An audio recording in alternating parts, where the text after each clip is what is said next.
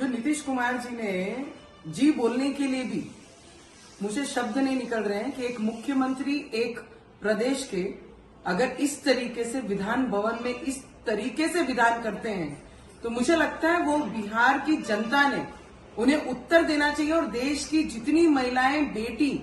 जिन्होंने भी आज नीतीश कुमार का ये बयान सुना है और विधान भवन में इस तरीके से आपके दिमाग में कितनी गंदगी है वो आपके घर तक सीमित रखिए नीतीश कुमार जी। जब आप एक विधानसभा में अगर आप बोलते हैं विधान भवन में और महिलाओं के बारे में बेटियों के बारे में तो मुझे लगता है आपके विचार स्पष्ट तरीके से वहां पर दिखाई दिए जिस तरीके से आपने महिलाओं के बारे में और बेटियों के बारे में कहा है। तो मुझे लगता है आपने बिहार की जनता के साथ साथ पूरे देश की महिलाओं को और बेटियों को न्याय देने की बात करनी चाहिए, ना कि इस तरीके के जो विधान आपने किए उसके लिए आज आपने राजीनामा देना चाहिए। माफीनामा नहीं, हम बेटियों को इस देश की आपका राजीनामा चाहिए, क्योंकि इस तरीके के विचारधाराओं की मुख्यमंत्री अगर कोई प्रदेश में होंगे तो हमारे देश की संस्कृति और हमारी महिलाओं पे दाग लगाने वाला व्यक्ति ये होगा।